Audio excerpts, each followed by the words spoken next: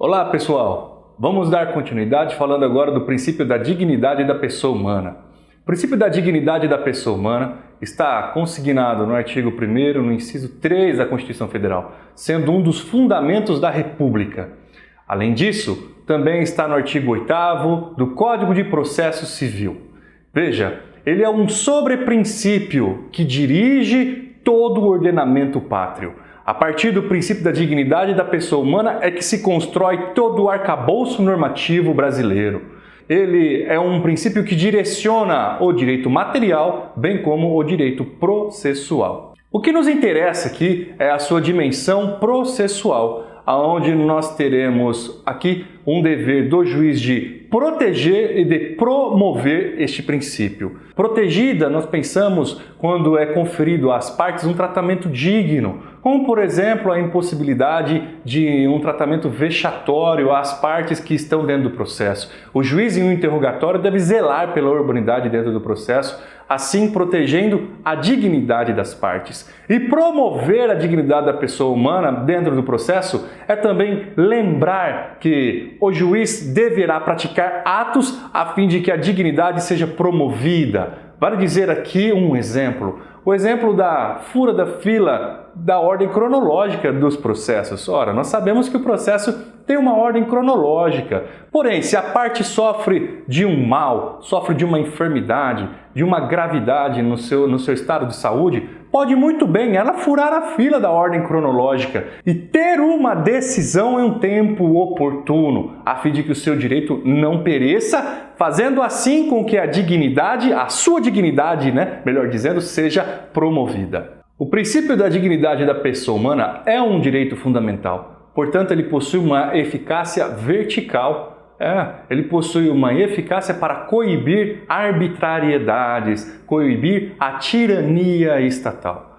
E no caso do processo, o juiz ele presenta o órgão estatal. Desta forma, é endereçado a ele também, para que seja comedido os seus atos, as suas decisões e, acima de tudo, para que o processo da qual as partes estão tendo a oportunidade de lançar mão seja um processo que seja direcionado pelo devido processo legal. Falar, portanto, da dignidade da pessoa humana dentro do processo é lembrar, sim, do devido processo legal. Falar que as partes possuem um tratamento digno dentro do processo é dizer que elas tiveram direito à prova, tiveram direito a uma decisão motivada, tiveram direito a um recurso, ou seja, tiveram a promoção da sua dignidade. A fim de elucidar e exemplificar a proteção da dignidade da pessoa humana no processo, nós podemos lembrar aqui de alguns exemplos, como a impossibilidade da penhora de um cão-guia, por exemplo. Ora, se você penhora o cão-guia, você está penhorando nada mais do que os olhos de um cego. A impossibilidade da penhora de sepulcros, de jazigos, é impossível também, pois viola a dignidade da pessoa humana. As impenhorabilidades que estão trazidas lá no rol do nosso CPC, como por exemplo o salário do devedor e tantos outros exemplos que ali nós temos, são apenas situações para que se consolide a proteção da dignidade da pessoa humana. Eu me lembro aqui também de um caso prático que eu tive no escritório de um cliente que teve a sua carteira de habilitação suspensa. O juiz determinou que fosse suspensa a sua CNH em razão de um débito que era um débito antigo até. No entanto, eu consegui a reversão desta decisão junto ao tribunal, porque o meu cliente naquela ocasião estava fazendo um tratamento de um câncer em uma cidade próxima à sua, de modo que ele precisava toda semana se deslocar de carro até o hospital para o tratamento. E uma vez tendo a sua habilitação suspensa, como ele poderia se dirigir até o tratamento? Seria impossível, de modo que a sua vida seria ceifada, sem sombra de dúvidas, em razão da falta do tratamento. Percebam, esta é uma decisão que viola o princípio da dignidade da pessoa humana. Então, apenas com este princípio, você consegue muito bem cassar decisões judiciais e o juiz, por sua vez, consegue fundamentar também as suas decisões. Também no artigo 8º do CPC está estampado o princípio da legalidade. E o princípio da legalidade, ele impõe que o processo deve seguir o devido processo legal formal. Pois é, vocês já sabem que é justamente o conjunto de regras, o conjunto de normas que estabelecem a colocação dos atos É exatamente este o princípio da legalidade. Porém, aqui nós estamos falando na legalidade formal. O juiz, ao conduzir o processo, ele deve conduzir lembrando-se sempre das regras que ditam o passo a passo da ordem dos atos processuais. Mas, além disso, nós temos também a legalidade na sua acepção material. Por quê? O juiz ele não deve apenas levar em consideração leis, decretos.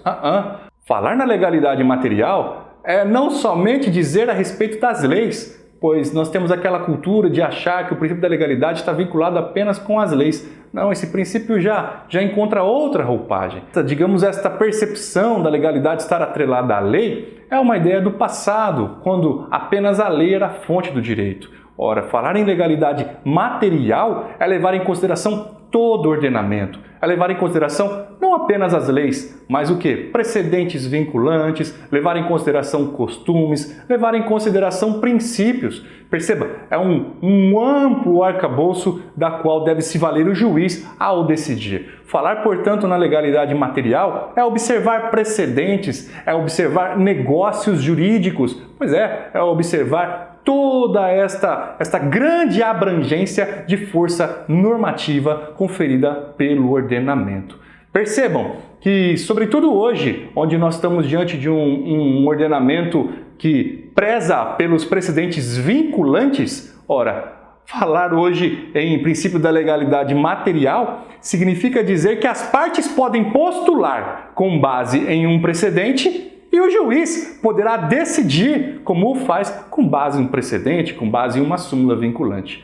Portanto, cai como uma luva o conceito trazido pelo professor Fred Didier Jr.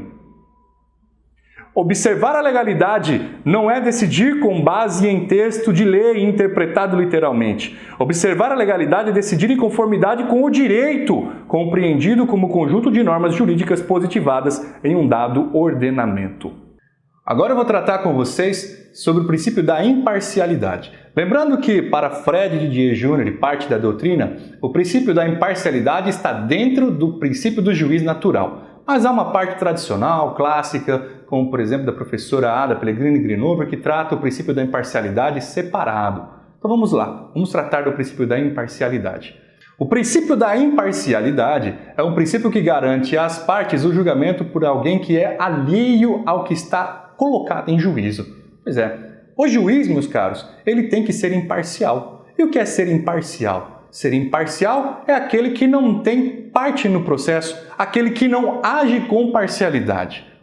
As partes, elas agem com parcialidade, por isso são chamadas assim de partes. O autor quer a procedência do seu pedido, o réu quer a improcedência do pedido do autor. Portanto, são partes que agem com parcialidade.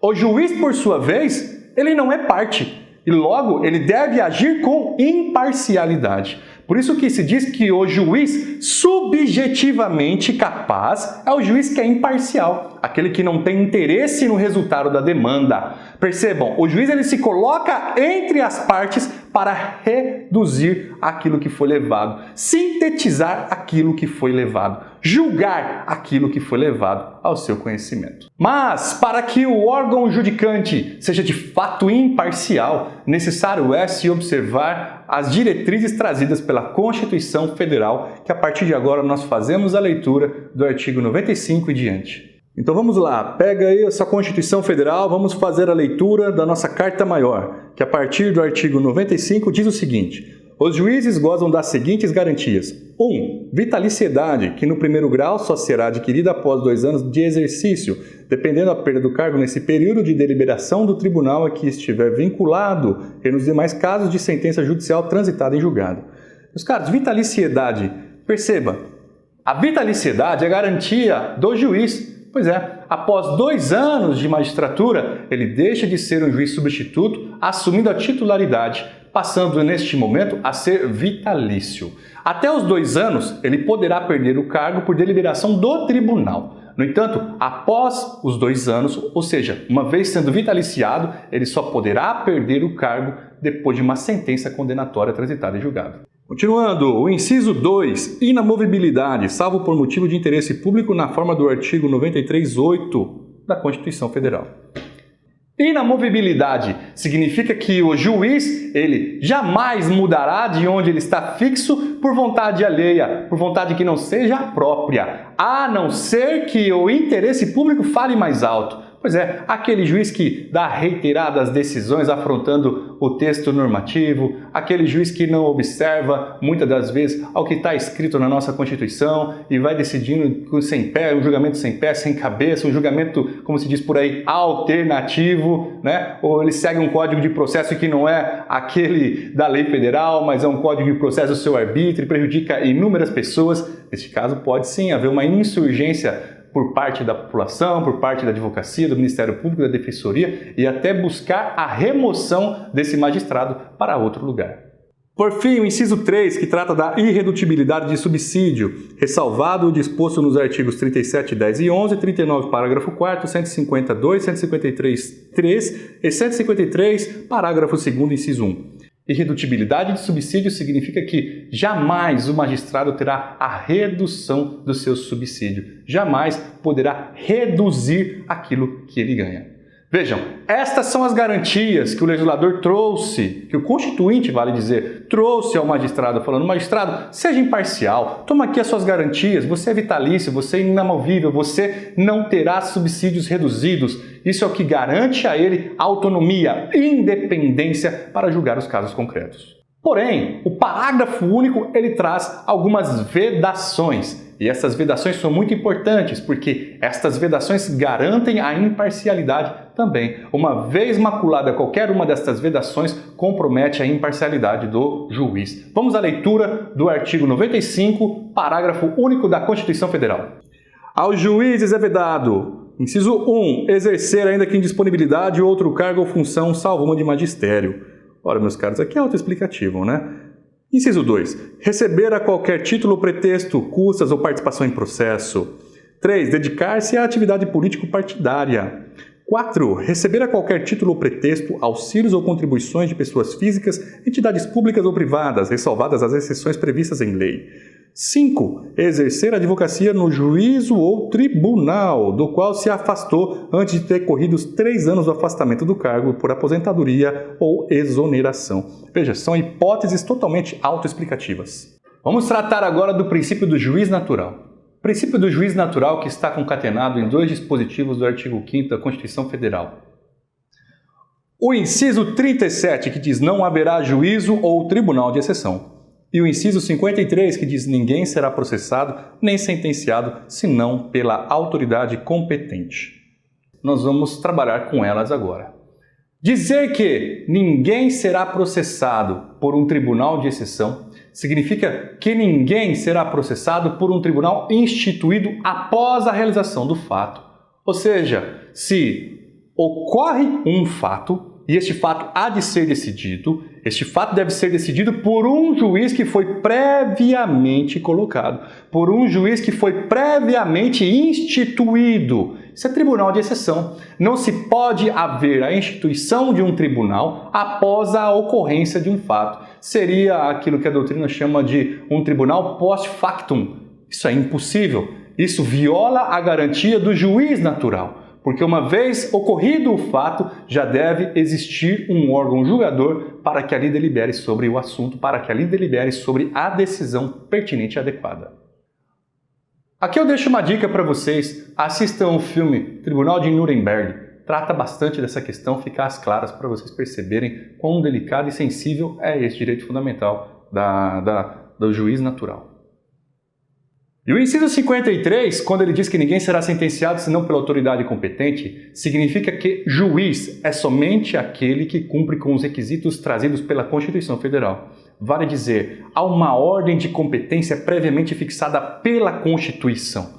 Ou seja, juiz é somente aquele que foi nomeado pelo presidente da República e sabatinado pelo Senado Federal, ou então nomeado pelo governador estadual e ainda aquele que passou em concurso público. Somente nestes casos é que nós teremos a autoridade do juiz, é que ele será investido de jurisdição. A partir de então, ele poderá exercer jurisdição. Aqui nasce um princípio que os clássicos doutrinadores chamam de princípio da investidura. A ordem trazida pela Constituição é taxativa, nós ainda estudaremos isso. nós ainda veremos a competência do juiz do trabalho, o eleitoral, o militar, o federal, o estadual, veremos absolutamente tudo. E estas regras são taxativas e garantem um exercício imparcial da jurisdição, não podendo haver escolha pelo juiz, eu quero julgar aquele caso, eu quero julgar aquela situação. O juiz ele deve seguir as diretrizes traçadas previamente pela Constituição. Portanto, em síntese, dizer da garantia do juiz natural é dizer que não existirá um juízo de exceção, um juízo pós-factum. E que também, juiz é aquele investido de jurisdição, da qual a sua competência está previamente definida pela Constituição Federal. O juiz natural, ele também nos garante que as decisões serão todas motivadas. Pois é, a motivação das decisões judiciais. Vale dizer aqui, o juiz ele irá decidir em conformidade com o direito, somente com o direito, as suas aspirações particulares, as suas crenças, os seus costumes, sua experiência. Aqui para nada serve. O que serve aqui é exatamente a motivação a partir do direito. E é justamente a motivação judicial é que garante o controle social sobre a decisão do juiz. Ou seja, é o que nos garante controlar a atividade jurisdicional, saber se ela está respeitando ou não o ordenamento pátrio. São estes os princípios da aula de hoje. Vamos continuar a partir da próxima aula. Valeu, pessoal! Deixe seu comentário.